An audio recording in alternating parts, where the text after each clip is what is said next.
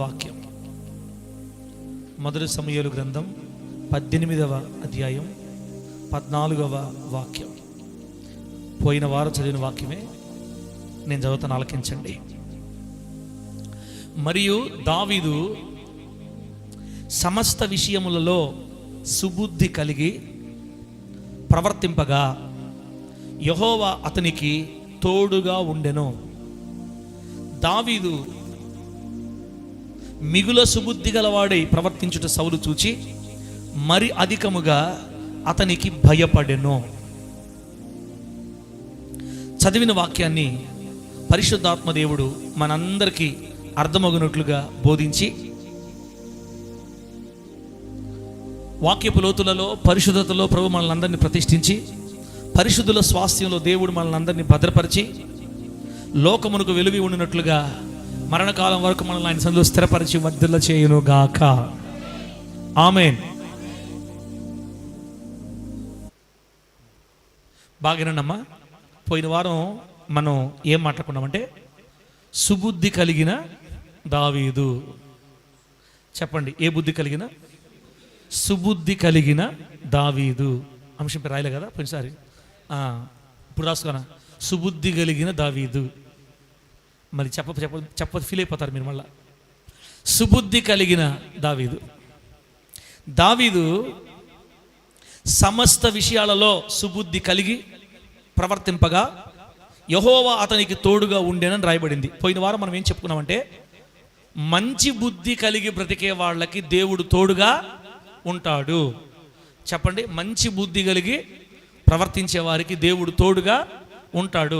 చెడ్డ బుద్ధి కలిగి ప్రవర్తించే వారికి దేవుడు తోడై ఉండడు అని కాదు. తోడై ఉండడు, మరిచిపోతాడు, శపిస్తాడు, అది కాదు, తప్పది. మనతో నడవడం మానేస్తాడు అనమాట. మనతో నడవడం మానేస్తాడు. అంటే మనం ఒక్కరిగా వెళ్ళాలి. చెడ్డ బుద్ధి కలిగి ప్రవర్తించేటప్పుడు మనం సింగిల్గా ప్రయాణం చేయాలి లోకంలో. మనతో ఆయన రాడు అనమాట. మంచి బుద్ధి కలిగేటప్పుడు మాత్రం ఆయన మనకు తోడుగా వస్తాడు. ఇద్దరు ఫ్రెండ్స్, భలే ప్రేమ వీళ్ళిద్దరికి, భలే చాలా క్లోజ్ ఫ్రెండ్స్ అనమాట. వీళ్ళిద్దరు ఎడకపోయినా ఇద్దరు పోతూ ఉంటారు. ఫ్రెండ్స్ బాగుంది, ఎక్కడికి పోయినా ఇద్దరు పోతారు. ఏ పని చేసినా ఇద్దరు పోతారు. బజారుకి పోయినా ఇద్దరు పోతారు. బిర్యానీకి పోయినా ఇద్దరు పోతారు. 24 గంటలు ఒకే మంచంలో, ఒక కంచంలో తిని ఒకే మంచంలో పోకుంటారు కదా అంటారు కదా. అట్లాగా వీళ్ళిద్దరు కలిసిమెలిసి ఉంటారు. ఒకరోజు వీళ్ళిద్దరికి గొడవ వచ్చింది. ఎందుకు వచ్చిందో తెలియదు, వచ్చింది. ఇక ఆ రోజు నుంచి ఈ పుల్లారావు ఈ పక్కకు పోయాడు, ఎలా రావు ఈ పక్కకు పోయాడు. ఇప్పుడు సింగిల్ అయిపోయారు ఇద్దరు. ఎవరి పాటికి వాళ్ళు వేరైపోయారు. సేమ్ అలాగే మంచి బుద్ధి కలిగి ప్రవర్తించే బిడ్డలతోటి దేవుడు తోడుగా నడుస్తాడు. చెడ్డ బుద్ధి కలిగి నడిచే ప్రజలతోటి ఆయన రావడం మానేస్తాడు, అంతే. అంతేగాని నెత్తి మీద టెంకాలతో కొడతాడు, శపించేస్తాడు, గందరగోళం చేసేస్తాడు, అట్లయిపోతారు, ఇటనాశనం అయిపోతారు. అది అంత తప్పు. దేవుడు నాశనం చెయ్యడు. నాశనం చేసేవాడు దేవుడే కాదు. ఇదే సార్ విచిత్రం చెప్తున్నావు నువ్వు. విచిత్రం చెప్తున్నావు ఏంది? దేవుడు నాశనం చెయ్యడు. దేవుడు కొట్టడు. దేవుడు తిట్టడు. అయితే ఏం చేస్తాడు సార్? మనతో నడవడం మానేస్తాడు. చెడు తత్వం కలిగి బ్రతకాలనుకున్నప్పుడు దేవుడు మనతో నడవటం మానేస్తాడు. ఆయన ఆగిపోతాడు. మనం ఒక్కరమే వెళ్ళాలి. ఎప్పుడైతే మనం సింగిల్ అయిపోతామో ముఠా మేస్త్రి చేస్తాడు అంతే ఆటోమేటిక్గా. మనం ఒంటరి అయిపోతే మన లైఫ్లోకి ఎవరు చేస్తారు? ముఠా మేస్త్రి రాగానే కుటుంబంలో గొడవలు, కొట్లాట్లు, కలహాలు, బాధలు, కష్టాలు, శ్రమలు నిండిపోతాయి. ఇంకా రావాల్సిన ఆయన వస్తే క్షేమంగా ఉంటాం. ఆయన ఆగిపోతే ఇంకొకటి వచ్చి గందరగోళం చేస్తుంటాడు. అప్పుడు ఈ పక్క ఉండే కళ్ళు ఈ పక్కకు వచ్చి, ఇదంతా కారణం ఏంది? నేను దేవుడితో నడవకపోవడం అని తెలుసుకొని తిరిగి మళ్ళీ లైన్లోకి వచ్చేస్తారులే మనోళ్ళు. మొత్తం మీద నేను చెప్పేది ఏంటంటే, సుబుద్ధి కలిగి ప్రవర్తించడం ద్వారా దేవుడు మనకు తోడుగా వస్తాడని, దావీదుకి తోడుగా నడిచినట్లుగా మనకు కూడా దేవుడు తోడుగా నడుస్తాడు అని పోయిన వారం మనం చెప్పుకున్నాం. దేవునికి స్తోత్రం కలుగును గాక. బిడ్డలారా, ముందుకెళ్ళే ముందు ఒక మాట చెప్తున్నాను. చెడ్డ బుద్ధి కలిగి ప్రవర్తించే తత్వం కలిగిన బిడ్డలు ఒకవేళ ఇక్కడ ఉంటే మీరు టెన్షన్ పడద్దు. చెడ్డ బుద్ధి కలిగి ప్రవర్తించే వాళ్ళకి ఇక్కడ ఉంటే మీరు టెన్షన్ పడద్దు. ఎందుకు టెన్షన్ పడద్దు? ఈ రోజైనా మీకు మళ్ళీ అవకాశం ఉంది. ఆమేనండి. మనసు మార్చుకొని ప్రభుత్వం నడవాలనుకుంటే ఇప్పుడు కూడా మీకు అవకాశమో ఉంది. ఒక్క మాట చెప్పి, సారీ డాడీ, సారీ తండ్రి, నన్ను క్షమించయ్యా, దీన్ని నేను మానలేకపోతున్నాను, నన్ను లేవనెత్తు, నా చేయి పట్టుకొని పైకి లేవనెత్తు, నన్ను పడనీయొద్దు అని నిజంగా హృదయపూర్వకంగా ఏడ్చి కన్నీళ్ళు విడిస్తే ఎంత శాడిస్టోలైన దేవుడు క్షమించేస్తాడంటే యేసునామములో. యేసయ్య క్షమించని వ్యక్తి లేనే లేడు. యేసయ్య నేను క్షమించను పోరా అని ఎవరిని అనడు. మన దేవుడి గురించి బైబిల్ ఏముందంటే, ఆయన క్షమించుటకు సిద్ధ మనసు కలిగిన వాడు. సిద్ధ మనసు దేనికి? ఆయనకి రెడీగా ఉన్నాడు అనమాట. దేనికి? క్షమించేదానికి. ఆయన క్షమించకపోతే ఇవాళ మనం అందరం భస్సం అయిపోయి ఉండాలా. సిమోనన్న అంటుండారా? దేవుడు క్షమించకపోతే మనం ఈ వేళకి భస్మం అయిపోయి ఉండాలా. ఒక్కరు కూడా బతికేదిలే. ప్రేమగల తండ్రి కదా. అయితే పోయిన వారం ప్రభు మనకేం చెప్పాడంటే, సుబుద్ధి కలిగి బ్రతకాలి. మనం మంచి బుద్ధిని అలవాటు చేసుకోవాలి. లోపల చెడతనం ఉంది, చెడుతత్వం ఉంది. ప్రతి వ్యక్తిలో చెడు మనస్సాక్షి ఉంటుంది. ప్రతి స్త్రీలో, ప్రతి పురుషుల్లో, వయసుకు వచ్చిన ప్రతి వ్యక్తిలో చెడు తత్వం ఉంది. మనం ఏం చేయాలంటే చెడు తత్వాన్ని విడిచిపెట్టి మంచి వైపు నిలబడాలా. ఎప్పుడైతే మంచి వైపు నిలబడతామో దేవుడు మనల్ని మంచి వాళ్ళగా లోకాన్ని చూపిస్తాడు. ఆయన మనల్ని నిలబెడతాడు. మనం గట్టిగా తీర్మానం చేసుకొని ప్రభుతో ఒక మాట చెప్పి, నన్ను నిలబెట్టయ్యా, మంచి సాక్షిగా నన్ను వాడుకోయని అడిగితే ఖచ్చితంగా సుబుద్ధి కలిగిన వ్యక్తులుగా దేవుడు మనల్ని మారుస్తాడు. దేవునికి స్తోత్రం కలుగును గాక. గట్టిగా చెప్పండి హల్లెలూయా. ఇప్పుడు దేవుడు తోడై ఉండాలంటే ఏ బుద్ధి ఉండాలి? సుబుద్ధి అనండి. ఏ బుద్ధి? మంచి బుద్ధి అని అర్థం. అర్థమైందా? అయితే దావీదులో ఉన్న సుబుద్ధి, మంచి తత్వం, దావీదులో ఉన్న సుగుణాలు, దావీదుని దేవుడు ఎందుకు సుబుద్ధి కలిగిన వాడు అన్నాడు బైబిల్లో. దావీదులో ఏముంది కాబట్టి, ఏ క్యారెక్టర్ ఉంది, ఏ గుణలక్షణాలు ఉన్నాయి, ఏ తత్వం ఉంది అతనిలో. దేవునికి దావీదులో ఏ బుద్ధి కనపడింది, ఏవి కనబడితే దేవుడు దావీదుకి సుబుద్ధి అని చెప్పాడు బైబిల్లో అంటే, పోయిన వారం ఒకటి చెప్పాను మీకు. చర్చిలో మోగే ఫోన్లు మళ్ళీ ఎప్పుడు మోగమమ్మా, జాగ్రత్త పెట్టారా, జాగ్రత్త. సైలెంట్లో పెట్టుకొని మోగనీకుండా జాగ్రత్త పడండి ఫోన్లు. చర్చిలో మోగే ఫోన్లు ఇంకా బయట మోగవు, అవి నీళ్ళలో పడిపోతాయి, పోతా ఉంటే రోడ్డు పడిపోతాయి. జాగ్రత్త మీ ఇష్టం. ఇక్కడ చర్చిల్లో సైలెంట్లు పెట్టేసుకొని ఫోన్లు కాపాడుకోండి. నా మాటలు అర్థమైతే హల్లెలూయానండి. చర్చిలో కానీ ఆన్లో ఫోన్లో మోగిందా నీళ్ళన్నా పడిపోద్ది, బైక్లో పోతే కిందనే పడిపోద్ది. ఎందుకు సార్ ఇప్పటికే మా ఫోన్లు పగిలిపోయి మేము వేలు చేయించుకోలేక మేము అల్లాడుతున్నాం, మళ్ళీ మాకు శాపాలు పెడుతున్నావు నువ్వా? మనకు యేసయ్య కంటే ఎక్కువేదే లేదు. సైలెంట్లో పెట్టుకోవాలి. మందిరంలోకి వచ్చేటప్పుడు పక్కన పెట్టేసేయాలి దాన్ని, ప్రార్థన అయ్యేదాకా. తర్వాత మళ్ళీ చేసుకోవచ్చు కదా అమ్మా. వదిలేమ్మా, ఈ ఒక్కసారికి ఏం కాదు మీ ఫోన్లకి, ఇంక మోగని బాకండి, టెన్షన్ పడబాకండి. దావీదులో ఉన్న సుగుణాలు, దావీదులో ఉన్న సుగుణాలు మనలో ఉంటే మనకు కూడా సుబుద్ధి ఉన్నట్టే. అందులో ఒకటి చెప్పాం పోయిన వారం, గుర్తుండే వాళ్ళు చెప్పండి. దావీదులో ఎటువంటి బుద్ధి ఉంది? నంబర్ 1, సౌలు తనకు కీడు చేసినా చంపాలని అతను వెతికి తరిమి వెతుకుతున్నా ఒకానొక రోజు సౌలు దావీదు చేతికి చిక్కాడు. అవకాశం వచ్చింది, నువ్వు అను తల మొండెం వేరు చేస్తామంటారు పనోళ్ళు. అట్లాంటి పరిస్థితుల్లో దావీదు గారు పనోళ్ళతో చెప్తున్నాడు, ఏయ్ అతడు యెహోవా చేత అభిషేకం పొందినవాడు, మనం అతన్ని ముట్టడం మనకు శాపం, దేవుడే చూసి అతని సంగతి పండ్రా అని తల దగ్గర నిలబుడ్డి తీసుకున్నారు. వస్త్రపు చెంగు కోసుకొని వెళ్ళిపోయాడు అనమాట. అవతల పక్కెళ్ళి అరుస్తున్నాడు, రాజా నీ దాపునకు వచ్చావు, నువ్వు మాకు దొరికావు, దేవుణ్ణి బట్టి వదిలేసావు నిన్ను, ఇదిగో నీ నిలబుడ్డి, ఇదిగో నీ వస్త్రపు చెంగు, చూసుకో ఒకసారి. చూసుకుంటే కోయేస్తుంది. అప్పుడు ప్రభు ఏం చెప్పాడు మనకి? ఎవరన్నా మనకు కీడు చేసి మనల్ని నాశనం చేయాలని చూస్తే, మనల్ని చాలా టార్చర్ పెట్టి బాధ పెడితే, వాళ్ళు మరలా ఏదో ఒకరోజు కష్టాల్లో పడిపోయి బాధల్లో పడిపోయి మనకు కనపడతారు. వాళ్ళు చెడిపోయిన పరిస్థితుల్లో మనకు కనపడతారు. అప్పుడు మనం కసి తీర్చుకోవడానికి దొరికేవరో నా చేతికి అనకూడదు. అలా అనకుండా వాళ్ళు చేసిన కీడుకు ప్రతిగా మనం వాళ్ళని క్షమించి వదిలేయమని దేవుడు మనకు చెప్పాడు. దేవుని స్తోత్రం కలుగును గాక. అలా క్షమించి వదిలేయడమే సుబుద్ధి. అది దావీదులో ఉంది, అది మనకు కూడా కావాలి. చెప్పండి అన్నలారా, అది మనకు కూడా కావాలి. ఒకప్పుడు ఎవరో ఒక అతను నేను తిట్టాడు, మిమ్మల్ని తిట్టాడు, అట్టటోడా ఇట్టటోడా అని తిట్టాడు. అంత మాత్రమే కాకుండా మన కుటుంబంలోకి వచ్చి మన కుటుంబంలో ఉండే వాళ్ళని గుడి తిట్టాడు. నీ కోపం వచ్చి ఏం చేయాలి, గమ్ముగైపోయావు. ఒకరోజు వాడిని ఇంకొకరు తిడుతున్నారు, ఎవరు నిన్ను తిట్టినోడిని ఇంకొకరు తిడుతున్నారు, ఇంతలా బూతులు అడుగుతున్నారు. అప్పుడు లోపల నువ్వు ఉండవు తండ్రి, నువ్వు ఉండవు నాయన అనొచ్చు. మనమా అటు అనొచ్చా? రసన అంటే నిన్ను తిట్టాడని ఇప్పుడు ఆ వ్యక్తిని ఇంకొకరు తిడుతుంది లేకి నువ్వు ఆకాశం కనులెత్తి నువ్వు ఉండవు తండ్రి అటు అనకూడదు మనం అసలు. అంటే అతన్ని తిడితే నీకు కసి తీరుతుందా? దాని సుబుద్ధి అనరు. కొంతమంది చెప్పుకుంటారు, తలే ఆ మనిషి చిన్నది కాదు, పిచ్చి మీద ఎర్ర వీగింది, మొన్న యాక్సిడెంట్ అయిందంట, కాలు ఇరిగిపోయింది, ఆ మనిషికి అట్టే కావాలా? అది మన దేవుడు బిడ్డ తత్వం. అదే దేవుడు బిడ్డ తత్వమా? కాలు ఇరిగిపోతే మనకేం వస్తుంది? లక్షలు వచ్చేస్తాయి మనకేమన్నా? మనకు కీడు చేసిన వాళ్ళని క్షమించి వదిలేయమని చెప్తున్నాడు దేవుని వాక్యంలో. దావీదు సౌలుని క్షమించి వదిలేశాడు అంతే. దేవుని స్తోత్రం కలుగును గాక. గట్టిగా చెప్పండి హల్లెలూయా.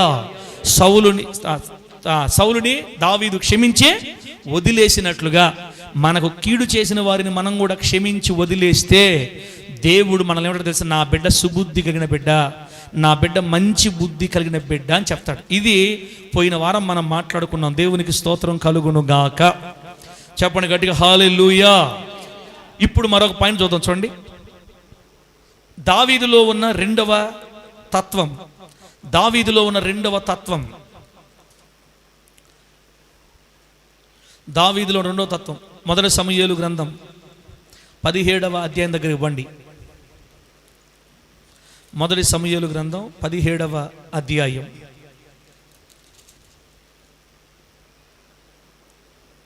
అసలు మీరు ఆ అధ్యాయం చదివితే చాలా ఆశ్చర్యకరంగా ఉంటుంది,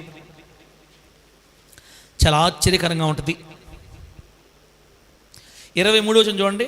మొదటి సమూయేలు గ్రంథం 17వ అధ్యాయం 23వ వచనం నుండి.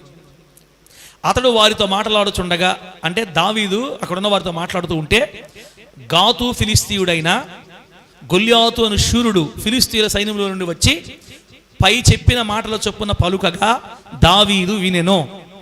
ఇశ్రాయేలీయులందరూ ఆ మనిషిని చూచి మిక్కిలి భయపడి వాని ఎదుట నుండి పారిపోగా, ఇశ్రాయేలులో ఒకడు వచ్చుచున్న ఆ మనిషిని చూచితిరే, నిజముగా ఇశ్రాయేలును తిరస్కరించుటకై వాడు బయలుదేరుచున్నాడు. వానిని చంపిన వానికి రాజు బహుగా ఐశ్వర్యం కలుగజేసి తన కుమార్తెనిచ్చి పెండ్లి చేసి వాని తండ్రి ఇంటి వారిని ఇశ్రాయేలులో స్వతంత్రులుగా చేయును అనగా. 26వ వచనం చూడండి. 26వ వచనం. దావీదు జీవము గల దేవుని సైన్యములను తిరస్కరించుటకు ఈ సున్నతి లేని ఫిలిస్తీయుడు ఎంతటి వాడు, వానిని చంపి ఇశ్రాయేలు నుండి ఈ నింద తొలగించిన వానికి బహుమతి ఏమి అని తన యొద్ద నిలిచిన వారిని అడగగా, జనులు వాని చంపిన వానికి ఇట్లు చేయబడినని అతనికి ఉత్తరమిచ్చిరి. అర్థమైందా? తర్వాత 31వ వచనం చూడండి. 31వ వచనం. దావీదు చెప్పిన మాటలు నలుగురికి తెలియగా జనులు ఆ సంగతి సౌలుతో తెలియజెప్పారు కనుక అతడు దావీదుని పిలవనంపెను. ఈ ఫిలిస్తీను బట్టి దావీదు చెప్తున్నాడు ఈ మాట, ఈ ఫిలిస్తీను బట్టి ఎవరి మనసును కృంగ నిమిత్తము లేదు, మీ దాసునని నేను వానితో పోట్లాడుదునని దావీదు సౌలుతో అనగా, సౌలు ఈ ఫిలిస్తీని ఎదుర్కొని వానితో పోట్లాడుటకు నీకు బలము చాలదు, నీవు బాలుడవు, వాడు బాల్యము నుండి యుద్ధాభ్యాసం చేసిన వాడని దావీదుతో అనెను.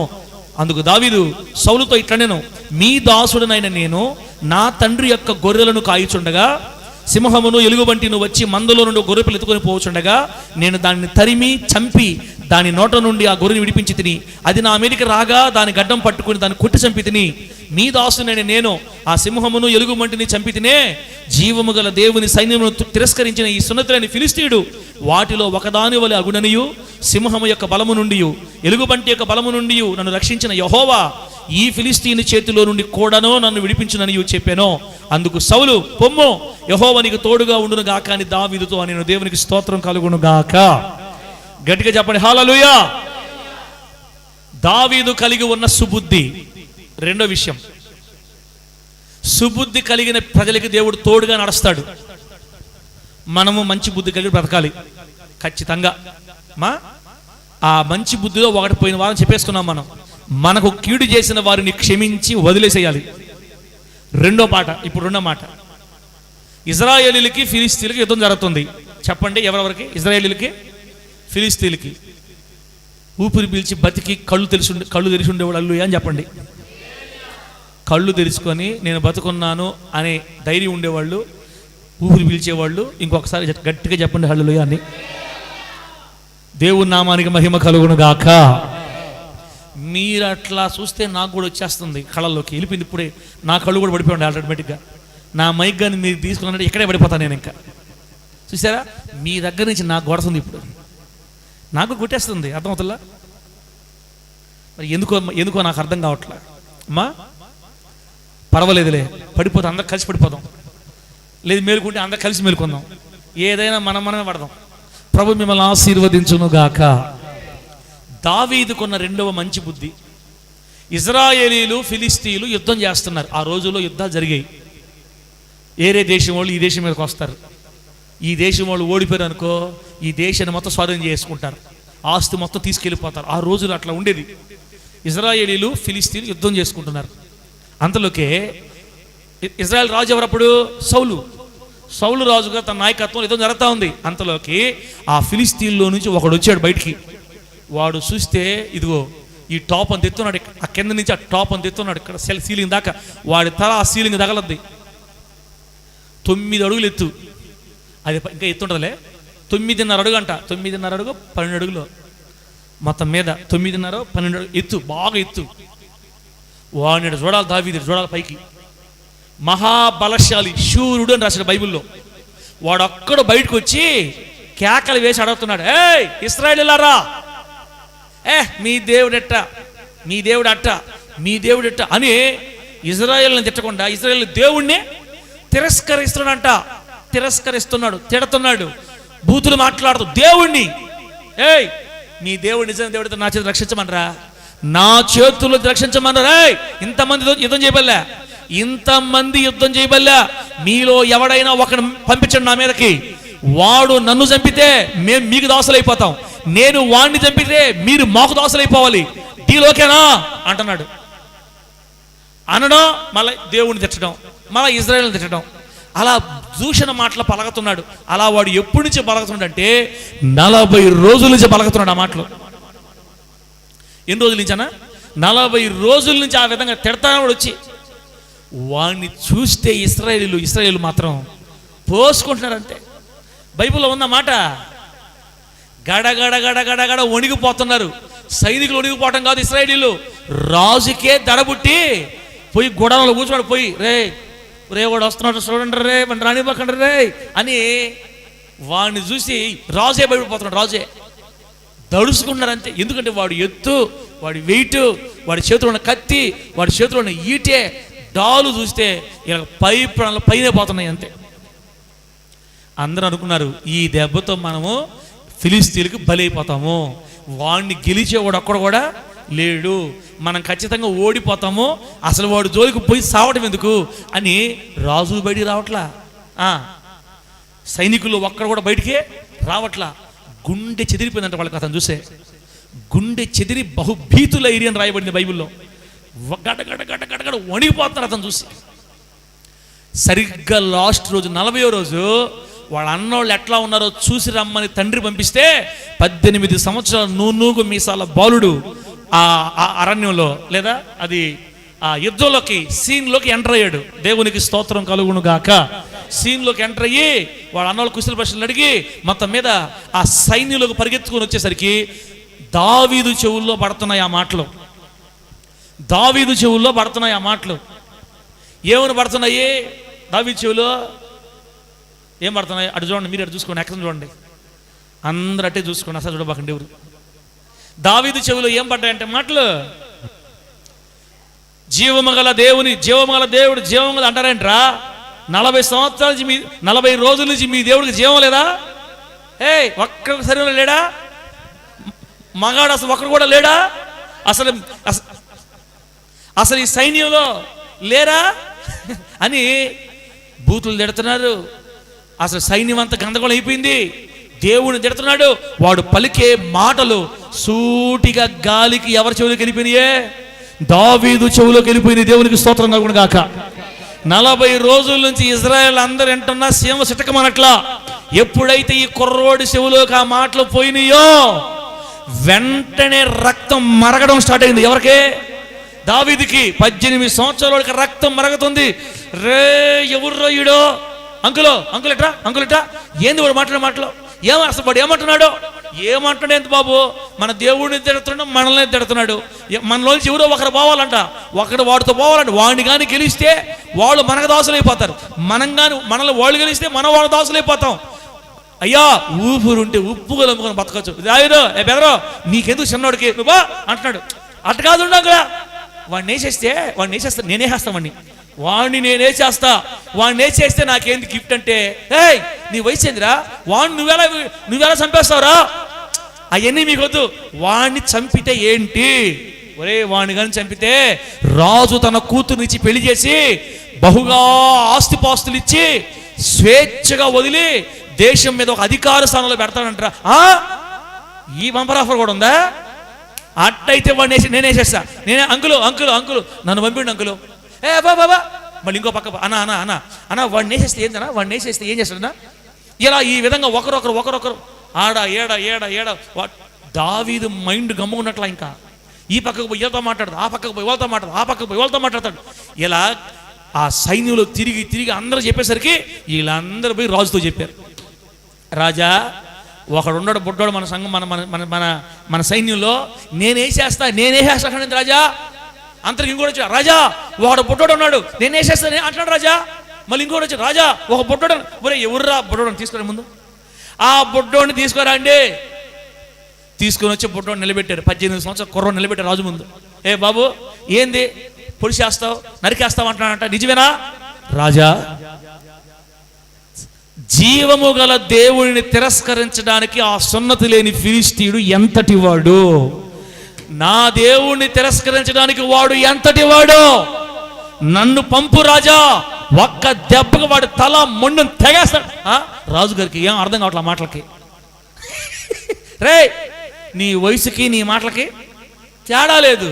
ఒరే నువ్వు బాలుడివి, చిన్నోడివి. వాడు చూడు, వాడి కత్తి చూడు, వాడి ఈట చూడు, వాడి స్టైల్ చూడు, వాడి బాడీ బిల్డింగ్ చూడు. ఇట్లా నల్లిని వచ్చేస్తాడు, నిన్ను నల్లిని వచ్చేసినట్టు వచ్చేస్తాడు. నేను చెప్తున్నా, వాడు చిన్నప్పటి నుండే బాల్యం నుండే యుద్ధాభ్యాసం చేశాడు, నేర్చుకున్నాడు రా. నువ్వేం చూస్తే క్యాటుబల్ పట్టుకొని తిరుగుతున్న రోడ్ల మీద గొర్రెలనక నువ్వు ఎలా చేయగలవు? నా మాటని వద్దు. రాజా నేను వదలని ఒప్పుకోను, నువ్వు నన్ను పంపు, వాడిని ఏం చేస్తా అంటున్నాడు. మరి ఎట్లా చంపుతావు రాజా? ఒక మాట చెప్తాను. నేను గొర్రెలు కాసేటప్పుడు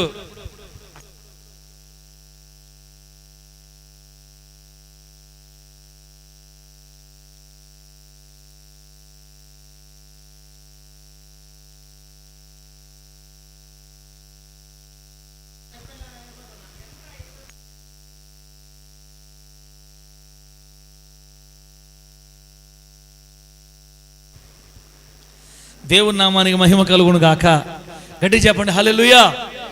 ఏడదాకా వచ్చా చెప్పండి. బండి ఏడదాకా వచ్చింది? ఎగిరిపోయింది చెప్పండి. ఏడాపాం. రాజా ఎట్లా చంపుతావు అంటున్నావు కదా. నేను చెప్తా చూడు. నేను గొర్రెలు మేపుకుంటున్నాను. ఒకరోజు గొర్రెల్లోకి ఒక సింహము ఒక ఎలుగుబంటి వచ్చి పిల్లల్ని పట్టుకొని నా నోటితో పరిగెస్తున్నాయి రాజా. నేను చిన్నోడినే, నేను ప్రార్థన చేసే దేవుడికి ప్రార్థన చేసి పరిగెత్తే రాజా వెనక. నువ్వు నమ్మవో రాజా? ఒకటే ఏటు, సింహం ఒక ఏటు, ఎలుగుబంటికే ఒక ఏటు. ఒక్క దెబ్బకు చంపేసే సింహాన్ని నిన్న ఎలుగుబంటిని. వాటి నోళ్లలో నుంచి నా గొర్రెల్ని క్షేమంగా తెచ్చుకున్నాను రాజా. నీకు విషయం తెలుసా? ఆ ఎలుగుబంటి బలము నుండి, ఆ సింహపు బలము నుండి నన్ను తప్పించిన నా దేవుడే ఈ ఫిలిస్తీని చేతుల్లో నుంచి కూడా నన్ను తప్పిస్తాడు. చప్పట్లు కొట్టి ఏసై గట్టిగా చప్పట్లు కొట్టు దేవునికి స్తోత్రం కలుగును. హల్లెలూయా. ఆ మాటకు గింగిరాలు తిరిగింది సౌలుకి. ఒరే 40-50 సంవత్సరాలు నాకే లేదు ఈ మైండ్. యెహోవా నాకు తోడుగా ఉన్నాడు రాజా, వాడి చేతుల్లో వచ్చి నన్ను తప్పిస్తాడు అన్నాడంటే ఈయన్ని మాత్రం వదలు పంపించాను. రెడీ చేయండి రా, యుద్ధం పంపింద్దాం. ఏదైతే అవద్ది. వీడి ద్వారా దేవుడు కార్యం చేస్తే మనం జయిస్తాం. తేడా వస్తే మనం బోనస్ అయిపోతాం. ఏదైతే అయిపోద్ది కానీ ఇప్పటికైనా 60 రోజులు అయిపోయింది, పంపించండి రా. అసలు వేల మంది సైన్యం ఉంది, వేల మంది సైన్యంలో ఉండే ఒక్కడ కూడా వాడు ఆ వంతం తిడుతుంటే ఉలుకు లేదు, పలుకు లేదు. ఊపిరుంటే ఏగలు అమ్ముకుంటా బతతా, నేను ఊపిరుంటే ఉప్పు అమ్ముకుంటా బతతా. వాడి తోలికిపోయి నేను సావటం ఎందుకు అనుకున్నారు అందరూ. కానీ ఒక్కడు వచ్చాడండి, వాడికి ఆ దావీదుకి ఆ మాటలు వినబడితే కంపరం వస్తుంది. దేవుణ్ణి తిట్టినా, దేవుణ్ణి వ్యతిరేకించినా, దేవుని దుర్భాషలాడినా, దేవుని నామని అవమానం చేసినా దావీదుకి నచ్చదు. అవసరమైతే ప్రాణమైనా పెట్టేస్తాను కానీ నా దేవుని నామాన్ని ఎవరు కించపరిచి మాట్లాడినా, జీవము గల దేవుని తిరస్కరించకూడదు, జీవము గల దేవుని సైన్యమైన ఇశ్రాయేలుని కూడా తిరస్కరించకూడదు. నన్ను పంపు రాజా అన్నాడు ఒకటి అన్నమాట. అంటే దేవుని పనుల మీద మనకు రోషం ఉండాలా. దేవుడికి స్తోత్రం కలుగును గాక. దేవుని కార్యాల కోసం మనకేముండాలా? రోషం. దేవుని పనుల మీద రోషం, దేవుని సన్నిధిలో దేవుని కొరకు బ్రతికే విషయంలో రోషం. మన ద్వారా దేవునికి అవమానం రాకూడదు, ఇంకొకరి ద్వారా కూడా అవమానం రాకుండా మనం జాగ్రత్త పడాలా. మన ద్వారా దేవుని నామానికి అవమానము రాకూడదు, ఇతరుల ద్వారా కూడా కలగకుండానట్లుగా మనం వారికి చెప్పాల్సిన రీతిలో చెప్పి దేవుని నామానికి అవమానం రాకుండా మనం ఆపాలా. దేవుణ్ణి తిరస్కరిస్తే తట్టుకోలేకపోతున్నాడు, దేవుణ్ణి దూషిస్తే తట్టుకోలేకపోతున్నాడు, జీవము గల దేవుని సైన్యాన్ని తుణీకరిస్తుంటే వాడు తట్టుకోలేకపోతున్నాడు దావీదు. రోషము కలిగిన భక్తిపరుడు. దేవునికి స్తోత్రం కలుగును గాక. గట్టి చెప్పండి హల్లెలూయా. దేవుని విషయాల్లో సచ్చోలుగా ఉండాలా, రోషంగా ఉండాలి మనమా? దేవుని విషయంలో సచ్చోలుగా ఉండేవాళ్ళు ఎవరంటే చెడ్డ బుద్ధి కలిగిన వాళ్ళు. ఎవరిటి పోతే మనకెందుక, ఏమని అనుకోని మనకు అవసరంలే, ఏమైనా కానీ మనకెందుక, ప్రతిదానికి సీరియస్ ఉండదు, ఏమో మనకెందుక అంటారు. ఒరే అటు అనకూడదు, అయినా మనం నిలబడాలా, మనం చెయ్యాలి, మన దేవుని కోసం నిలబడాలి, మన పని దేవుని పని జరగాల, మనకు వద్దు ఇట్లా అంటారు. ఈజీగా వదిలేస్తారంతే. దేవునికి చెడపేరు వస్తున్నా, దేవుని నామానికి అవమానం వస్తున్నా పట్టించుకోరు చాలామంది. కానీ దావీదైతే అట్లా అనలా. నన్ను పంపు రాజా, నన్ను పంపు, నేను చూసుకుంటా. ఆ ఇజ్రాయెల్ తరపు నుంచి ఒక యోధుడు వస్తున్నాడు మీరు యుద్ధం చేయడానికి, ఫిలిష్తీయులారా రెడీనా? రెడీ పంపించండి అంటే బుడ్డోడు వస్తున్నాడు. బుడ్డోడు ఆయన ఏమేమి తెస్తున్నాడు, ఎవడరా ఎక్కడరా అని చూస్తున్నాడు. ఈ చూసే చిన్నోడు కర్ర తీసుకొని వస్తే నవ్వుకున్నాడంట అవతల పక్కోడు. రే కర్ర తీసుకొస్తామేరా, నేను కుక్కలా కనబడుతున్నా అనరా బాయ్, నేను కుక్కరా బాయ్ నీకు? దేవున్నా మన మహిమ కలుగుడు గాక. నన్ను కుక్క అనుకుంటివా? కుక్కను కాదు, నా కటౌడు చూడు, నలిపేస్తా అంటే డైలాగులు కొడతాను అవతల పక్క నుంచి. నువ్వేందిరా నన్ను నలిపేది, సైతాన్ కా బేటా, నేను జీవము గల దేవుడు, సైన్యములకు అధిపతి యెహోవా నామము పేరట వస్తున్నా నీ మీదకి. ఈరోజు నీ తల తెగవేసి ఆకాశ పక్షులకు నీ మాంసాన్ని ఆహారంగా ఇవ్వకపోతే బస్తీమే సవాల్ అంటాడు. రే వాడు సౌండ్ ఏంది, వాడు వయసు ఏంది, వాడు కటౌట్ ఏంది, వాడు సౌండ్ ఏందిరా? పాత ఎన్ని రాళ్ళు ఎరుకుపోయాడు, ఎన్ని రాళ్ళు ఎరుకుపోయాడు? 5 రాళ్ళు ఏరుకొని వడిసెలకి చిన్న వడిసెలు తీసుకొని పోతున్నాడు అంతే. వాడు చూసి కటౌట్, పెద్ద కటౌట్, ఇంతంత కత్తులు, ఇంతంత బుదిలు, ఒక్క పోటు పొడిస్తే ఈతను ఎదగిపోద్ది, భయంకర బలశాలి. వాడి మీదకి యుద్ధానికి రాళ్ళు తీసుకోపోతాడు. రాళ్ళు దగ్గరకు వస్తే నేను కుక్కన కర్ర తెచ్చావు నా మీదకే, నేను నరికేస్తా అంటాడు. నువ్వేంద్ర నన్ను నరికేది, నేను నరకతా నిన్ను, ఆగట్లా. అసలు వాడిని చూస్తే రాజే ఉడిగిపోయి లోపల చేరుంటే బుడ్డోడికి రోషం చూడండి. దేవుని పనుల మీద రోషం కలిగిన వాళ్ళు, సుబుద్ధి కలిగిన వాళ్ళు, దేవునికి స్తోత్రం కలుగును గాక. గట్టి చెప్పండి హల్లెలూయా. మన ద్వారా మన దేవుని నామానికి మహిమ కలగాల. మన కార్యముల ద్వారా, మన ప్రవర్తన ద్వారా, మన జీవితం ద్వారా మన దేవునికి మహిమ రావాలి. అట్ట బతకాలు బతితే దేవుళ్ళో. ఆమేన్, ఆమేన్. ఎట్లా బతకాలి? మన ద్వారా దేవునికి మహిమ కలగాల, ఘనత కలగాల, గౌరవం కలగాల. పలానా వాళ్ళు ఆరాధించే దేవుడు నిజమైన దేవుడు అనాలా. పలానా వాళ్ళు ప్రభువుని ఆరాధిస్తున్నారు కదా, వాళ్ళు ఈ రోజు ఎంత ఉన్నారంటే వాళ్ళ కారణం దేవుడే, వాళ్ళ దేవుడేనయ్యా వాళ్ళకి ఆ విధంగా చేసింది అని మన ద్వారా దేవునికి మహిమ, గౌరవం కలిగేటట్టుగా బతకాలి భూమి మీద. ఎందుకు బతుకుతామో తెలియదు, కొంతమందికి బతికేస్తుంటాం అంతే. అలా ఉండకూడదు, అది మంచి బుద్ధి కాదు. అది మంచి దేవుడి నామానికి మహిమ కలుగును గాక. గట్టిగా చెప్పండి హల్లెలూయా. మా తమ్ముడు చెప్తున్నాడు, మేము అట్టే బతుకుతున్నామని. దేవుడు ఆ బిడ్డ కూడా మంచి మంచి భవిష్యత్తు ఇచ్చి రక్షణలో స్థిరపరచును గాక. గట్టిగా చెప్పండి హల్లెలూయా. అలా తమ్ముడా,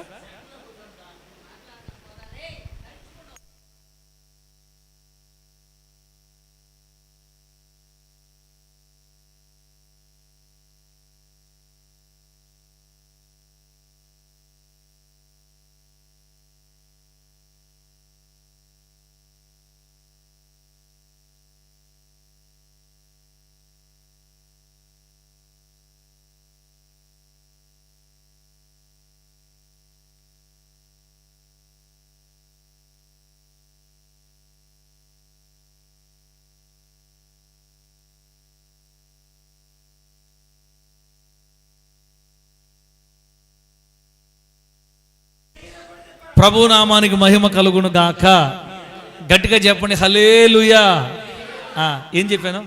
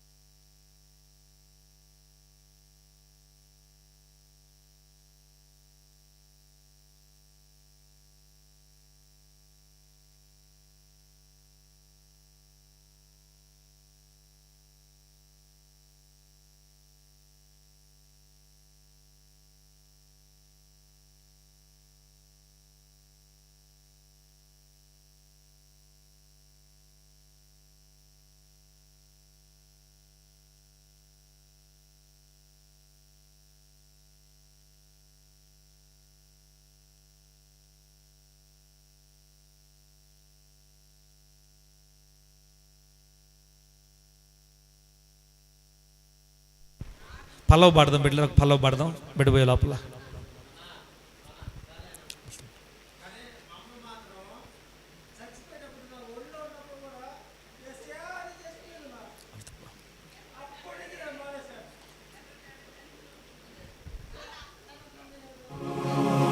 నడిపితివి. చప్పుడు పడదాం.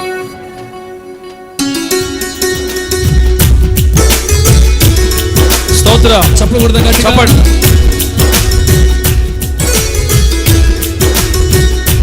హల్లెలూయా.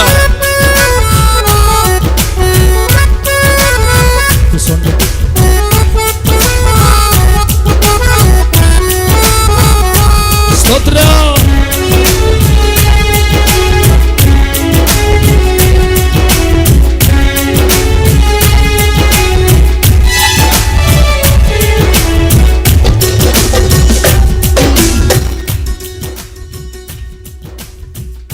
వెంబడి కృపతో నడిపితివి నా యేసయ్యా. వేనోళ్ళతో పొగిడినా తీరదే నీ రుణం. కృప వెంబడి కృపతో నడిపితివి నా యేసయ్యా. వేనోళ్ళతో పొగిడినా తీరదే నీ రుణం. నిరాశల ఊబిని నిరీక్షణ కేంద్రముగా చేయగలవు. ఎత్తు పల్లములను సమభూమిగా మార్చగలవు.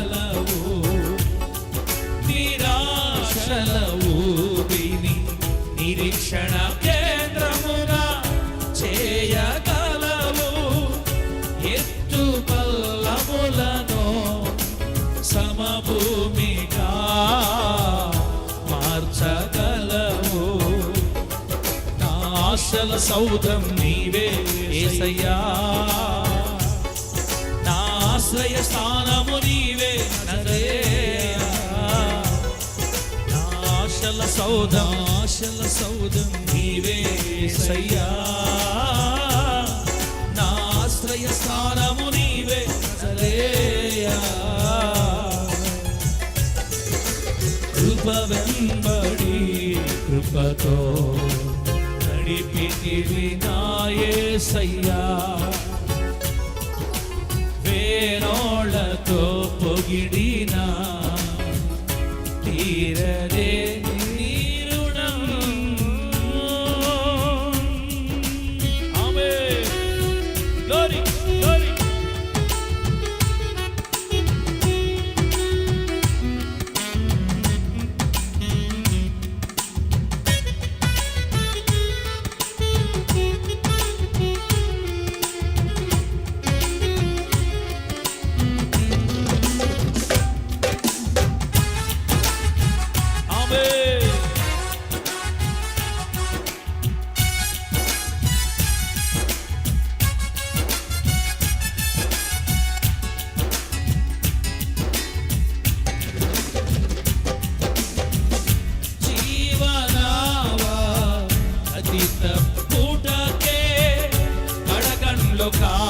కారణమైనా కాలవించు తల్లిలా పోషించు తండ్రిలా ఇలలో నడిపించుచుండివి.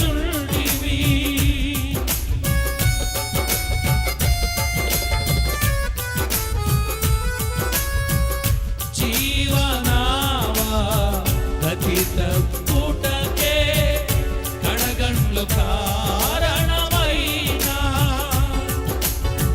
గారవించు తల్లిలా పోషించు తండ్రిలా ఇలలో నడిపించుచుండివి.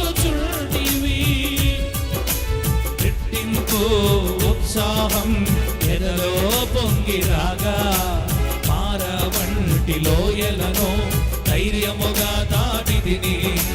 రెట్టింపు ఉత్సాహం ఎదలో పొంగిరాగా మారవంటి లోయలను ధైర్యముగా దాటిదిని.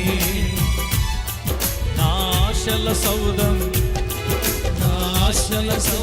నీవే యేసయ్యా, నా ఆశ్రయ స్థానము నీవే నజరేయా. నా ఆశల సౌధం నీవే యేసయ్యా, నా ఆశ్రయ స్థానము నీవే నజరేయా. కృప వెంబడి కృపతో నడిపితివి నా యేసయ్యా, వేనోళ్ళతో పొగిడినా తీరదే నీ రుణం. హల్లెలూయా.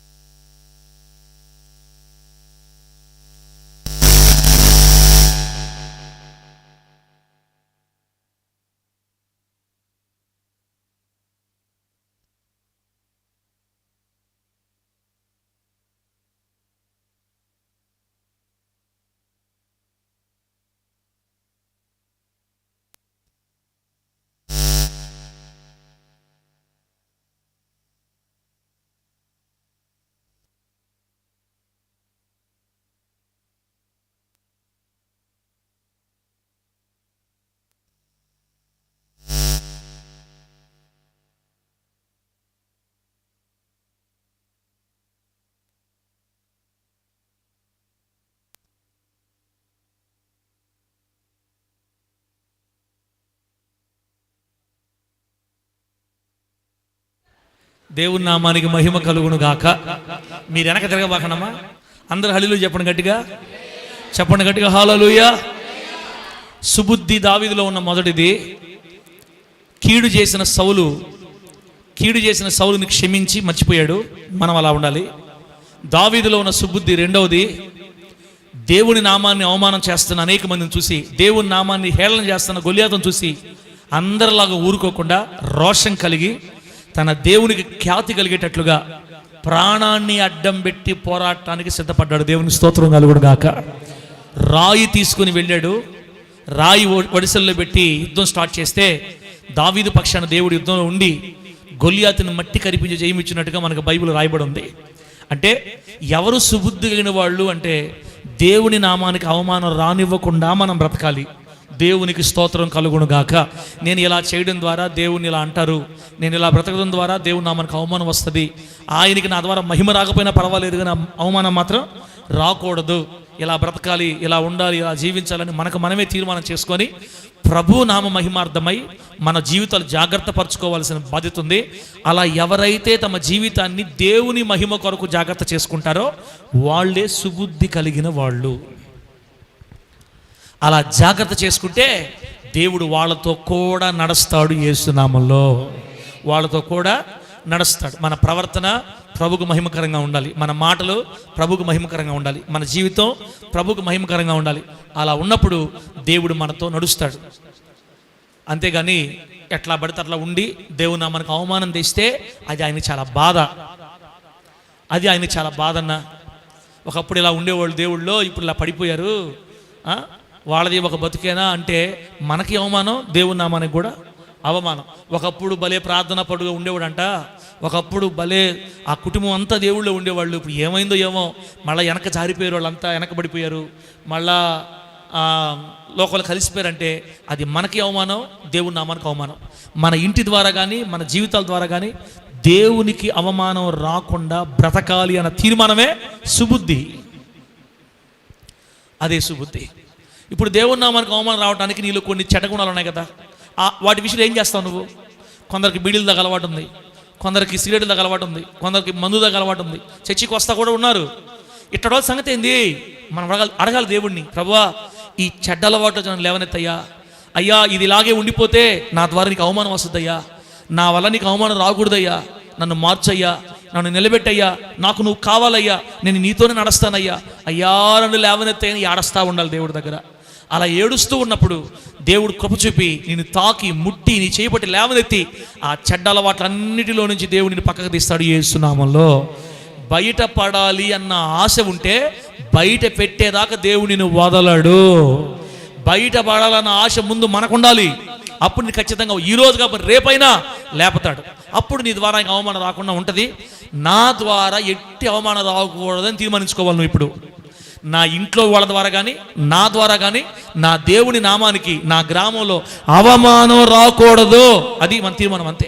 అలా ఎవరైతే తీర్మానించుకుంటారో వాళ్ళ బుద్ధి మంచి బుద్ధి. లాస్ట్ మాట బిడ్డలారా, లాస్ట్ మాట ప్రార్థన చేసుకుందాం. ఇంకా లాస్ట్ మాట బిడ్డలారా, లాస్ట్ మాట 2 చెప్పేశాను మీకు. లాస్ట్ మాట 18వ అధ్యాయం మొదటి సమూయేలు గ్రంథం 18వ అధ్యాయం బిడ్డలారా 5వ వచనం చూస్తే, మొదటి సమూయేలు గ్రంథం 18వ అధ్యాయం 5వ వచనం ఏముందంటే, దావీదు సౌలు తనను పంపిన చోట్లకెల్లను పోయి సుబుద్ధి కలిగి పని చేసుకొనుచూ వచ్చెను. పంపిన చోట్లకెల్లను పోయి సుబుద్ధి కలిగి పని చేసుకొని వచ్చెను గనుక సౌలు యోధుల మీద అతను నియమించెను. జనులందరి దృష్టికిని సౌలు సేవకుల దృష్టికిని దావీదు అనుకూలుడై ఉండెను అని రాయబడింది బిడ్డలారా. ఇదే లాస్ట్ మాట. దావీదులో ఉన్న సుబుద్ధి మనం కూడా నేర్చుకోవాలి బిడ్డలారా. పుట్టడంతో మన అందరం మంచోళ్ళగా పుట్టాం. మనలోనికి పాపం ప్రవేశించింది కాబట్టి మనం అటు ఇటు ఉంటాం. కానీ వాక్యం వింటా ఉన్నప్పుడు వాక్యానుసారంగా మన జీవితాన్ని మార్చుకోవడానికి ఇష్టపడాలా. దావీదులో ఉన్న 3వ తత్వం ఏంటంటే, సౌలు రాజు తనను ఏ పనికి పంపించినా ఆ పనిలో సుబుద్ధి కలిగి అప్పగించిన పని అంతటిని పూర్తి చేసుకుని వచ్చేవాడంట. దేవుడికి స్తోత్రం కలుగును గాక. దావీదు పలానా దగ్గర పోయి వాళ్ళతో యుద్ధం చేసి కొట్టుకోరా అంటే వెళ్ళిపోతాడు. ఆ పని పూర్తి చేసుకుంటాడు, తీసుకొస్తాడు. ఇటు పో పలాని పని చేస్తాడా, వెళ్ళిపోతాడు, ఆ పని పూర్తి చేస్తాడు, వచ్చేస్తాడు. అలా ఏ పనికి పంపించినా దావీదు దాన్ని సంపూర్తిగా నెరవేర్చి వస్తున్నాడు. దేవునికి స్తోత్రం కలుగును గాక. పంపిన చోట్లకెళ్ళను పోయి సుబుద్ధి కలిగి పని చేసుకుని వచ్చిన రాయబడింది బైబిల్లో.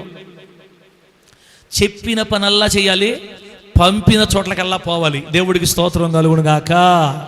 చెప్పిన పనల్లా చేశాడు, పంపిన చోట్లకల్లా పోయాడు. ఈ రెండు గాని చేస్తే మనుషుల దృష్టిలో మంచి పేరు వస్తుంది, దేవుడి దృష్టిలో కూడా మనకు మంచి పేరు వస్తుంది. దేవుడికి స్తోత్రం కలుగును గాక. అక్కడ చూడండి, జనులందరి దృష్టికి, సౌలు సేవకుల దృష్టికి దావీదు అనుకూలుడై ఉండెను. సైన్యములో ఉన్న వాళ్ళందరికీ దావీదు అనుకూలంగా ఉన్నాడంట. నేను ఎవరితో మాట్లాడను, నేను ఎవరితో పలకను, నాది నేనే, నా పాటికి నేనే ఉంటా, ఇవిడికి పోతే నాకెందుకు, సంఘంలో ఎవరికి వందనాలు చెప్పను, ఎవరితో షేక్ హ్యాండీను, ఎవరిని హక్ చేసుకోను, కగులించుకోను, అసలు ఎవరితో నాకు పనిలే, నేను వచ్చానా నా పని చూసుకున్నానా వెళ్ళానా అని కాకుండా, అట్లా కాకుండా అక్కడున్న అందరికీ, సంఘంలో ఉండే అందరికీ మనం అనుకూలంగా బతకాలి. మందిరంలో ఉండే ప్రతి బిడ్డకి మనం అనుకూలంగా ఉండాలి. మందిరంలో ఉండే వాళ్ళందరితో సమాధానంగా ఉండాలి. అది దావీదు బుద్ధి. సైన్యములో ఉన్న వాళ్ళందరి దృష్టికి అనుకూలంగా ఉన్నాడంట. దావీదుల మీద ఎవరు కూడా సాడీలు చెప్పేవాళ్ళు లేరు. ప్రభు నామని మహిమ కలుగును గాక. దావీదు మీద సాడీలు చెప్పేంత స్థాయికి దావీదు తెచ్చుకోవాలా. అందరి దృష్టికి అనుకూలంగా ఉన్నాడు, అందరి దృష్టికి అనుకూలంగా ఉన్నాడు, అందరితో సమాధానంగా ఉన్నాడు. మరి మనము అల్లా వాళ్ళతోనే మాట్లాడతాం, అల్లా రెండు ఫ్యామిలీతో మాట్లాడతాం, అల్లా ఆమెతోనే మాట్లాడతాం, ఇంకంత కట్టు, ఇంకంత టీములు అంతే. అట్లా కాదు కదా బిడ్డారా. పంపిన చోటకెల్లా పోవాలి, పోయి రమ్మన్న చోటకెల్లా పోవాలి. అలా పంపించాడు సౌలు. ఎక్కడెక్కడికైతే పంపించాడు అక్కడెక్కడికల్లా పోయి సుబుద్ధి కలిగి పని చేసుకొని వచ్చాడంట. అసలు అది చూస్తున్న ప్రజలు దావీదు మీద ఇష్టం కలిగి ఉన్నారు. దావీదు అంటే అక్కడున్న జనులందరికి ఇష్టం, అందరితో సమాధానంగా, అందరితో ప్రేమగా, అందరితో ఐక్యతగా, అందరికీ కలివిడిగా బ్రతుకుతున్నాడు దావీదు. దేవునికి స్తోత్రం కలుగును గాక. దీని అర్థం ఏంటంటే సంఘంలో మన వల్ల ఏ ఇబ్బందులు రాకూడదు. ఆమేన్.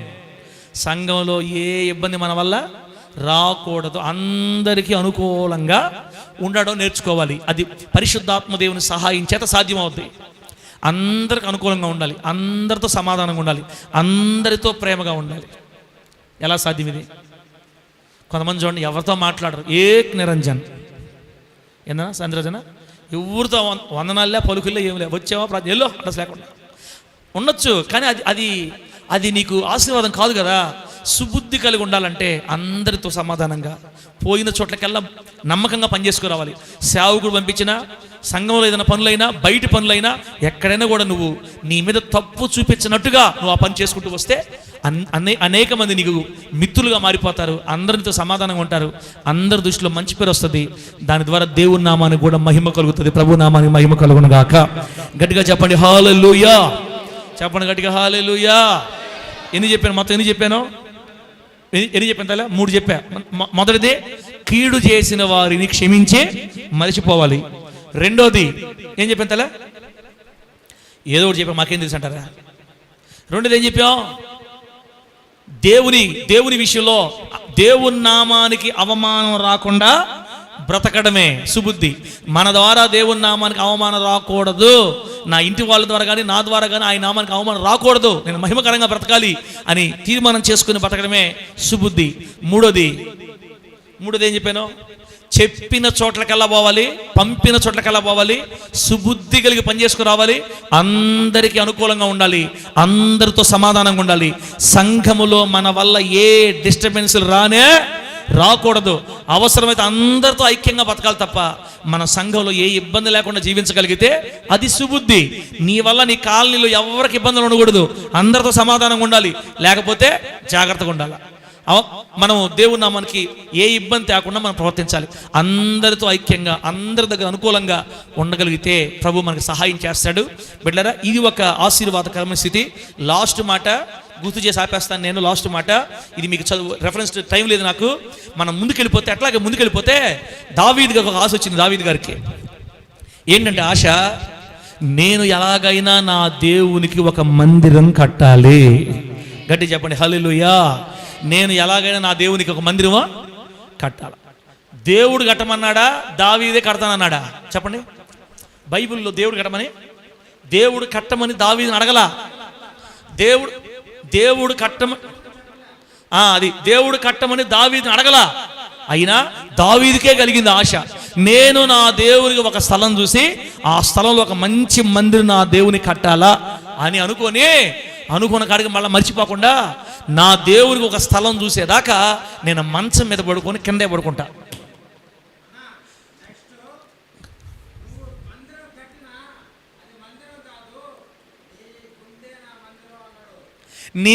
నీ మందిరానికి స్థలం చూసేదాకా, నీ మందిరానికి స్థలం సిద్ధపరిచేదాకా నేను మంచం మీదకి ఎక్కను ప్రభు అని తీర్మానం చేసుకున్నాడు.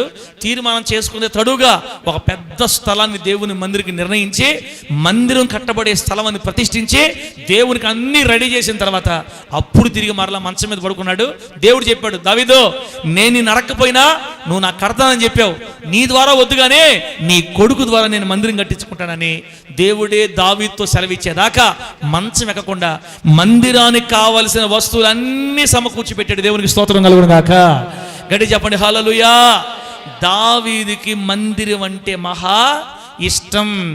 దావీదుకి దేవుని మందిరం అంటే ప్రేమ. దావీదుకి దేవుని మందిరం అంటే మహా పిచ్చి. నువ్వు కూడా, నేను కూడా, మనందరం కూడా దేవుని మందిరం మీద ప్రేమ పెంచుకోవటం, దేవుని మందిరం అంటే ఇష్టం, దేవుని మందిరంలో ఆరాధనలకు పాలు పొంగులు పొందటం, క్రమంగా మందిరానికి వచ్చి దేవుని సేవించడం, ఇది సుబుద్ధి, మంచి బుద్ధి. మనకి ఇష్టం వచ్చినప్పుడు రావటం, కష్టం వచ్చినప్పుడు ఆగిపోవటం, అది మంచిది కదక్క, అది మంచి బుద్ధిగా తమ్ముడా. ఆలోచించుకోవాలి. మనం ప్రతి ఆదివారం ఆయన సన్నిధిలో కనబడాలి, ఆయన ఎదుట మనం కనబడాలి. దేవుని మందిరం మీద ప్రేమ ఉండాలి. దావీదు గారికి ఉన్న మంచి బుద్ధి. నాలుగోది ఏంటంటే దేవుని మందిరాన్ని కట్టాలి, దేవుని మందిరం నిలబెట్టాలి, దేవుని మందిరం నా చేతులతో కట్టబడాలి, ఆయన ఒక ఆరాధన స్థలం ఉండాలి కోరిక. ఆ కోరికను దేవుడు సొలొమోను కాలంలో నంబర్ 1గా ఆశీర్వాదకరంగా తీర్చాడు. బంగారంతో పొదిగి కట్టాడు. దేవుడు స్తోత్రం కలుగును గాక. దేవుని మందిరాన్ని బంగారంతో కట్టాడు అనమాట. అంత ఘనమైన మందిరాన్ని దేవుడు దావీదు గారు కొడుకు చేత కట్టించుకున్నాడు. ఆ ఆశ తీరింది. అందుకే దావీదు అంటాడు, నా జీవితకాలం అంతా నేను యెహోవా మందిరంలోనే నివాసం చేస్తా. మందిరాన్ని ప్రేమించు, మందిరం కొరకు ఆసక్తి కలుగుండు, ఆరాధనలప్పుడు నమ్మకంగా కలుసుకో. ఆయన మందిరం నీ జీవితంలో ఒక భాగం అయిపోవాలి, ఆయన మందిరమే నీ జీవితంలో ఒక భాగం అవ్వాలి. ఇది సుబుద్ధి. ఆదివారం కనపడి మళ్ళీ నెల రోజులు కనబడకుండా ఇష్ట ప్రకారం తిరుగుతూ ఉంటే అది మంచిది కాదు, అది క్రమం కాదు. అలా ఉన్నప్పుడు ఆయన మందిరానికి నువ్వు ఇంట్రెస్ట్ చూపకుండా, ఆయన ఆరాధనకు రాకుండా మన ఇష్ట ప్రకారం వెళ్ళిపోతూ ఉంటే దేవుడు మనతో నడవడం మానేస్తాడు. మనం ఒంటరోళం అయిపోతాం. అర్థమవుతుందా? అందరితో సమాధానంగా లేకుండా, అందరితో ఐక్యంగా లేకుండా, ఎవరితో పడితే తొగులు పెట్టుకుంటా గందరగోళం అయిపోతూ ఉంటే, అందరితో తొగులు పెట్టుకుంటా ఉంటే దేవుడు మనతో నడవటం మానేస్తాడు. దేవుని నామానికి నా ద్వారా అవమానం రాకుండా నేను బతకాలనుకోకుండా ఎట్టయినా బతకతా నా ఇష్టం అనుకుంటే దేవుడు మనతో నడవటం మానేస్తాడు. మనకు కీడు చేసిన వాళ్ళని క్షమించి వదిలేకపోతే, వాళ్ళ మీద మనం పగబెట్టుకుంటే దేవుడు మనతో నడవటం మానేస్తాడు. ఇలా కాకుండా దావీదును పోలిన వారమై, నమ్మకస్తులమై, సుబుద్ధి కలిగిన వారమై లోకంలో బతికితే నిన్ను మరణం దాకా దేవుడు నిన్ను వదలకుండా నీతో నడుస్తాడు యేసు నామములో. నీతోనే కాదు, నీ పిల్లల పిల్లల పిల్లలతో నడుస్తాడు యేసు నామములో. కొట్టు చప్పట్లు వేసి కొట్టు, లాస్ట్ కొట్టు. ప్రభు నామానికి మహిమ కలుగును గాక. హల్లెలూయా. నీ జీవితంలో దేవుని కొరకు మందిరాలు కట్టుదువు గాక. మందిరాల మీద ప్రేమ సదాకాలం నీకు ఉండును గాక. అనేకులు యేసయ్య కొరకు సంపాదించుదువు గాక. అందరితో అనుకూలంగా ఉందువు గాక. అందరితో ఐక్యంగా ఉందువు గాక. దేవుని నామానికి అవమానం రాకుండా రోషం కలిగి దేవునికి విలువ తెచ్చుదువు గాక. నీకు కీడు చేసిన వారిని క్షమించి ప్రేమించి మరిచిపోవుదువు గాక. కళ్ళు మూసుకొని ప్రార్థన చేసుకుందాం బిడ్డలారా. కళ్ళు మూసుకొని ప్రార్థన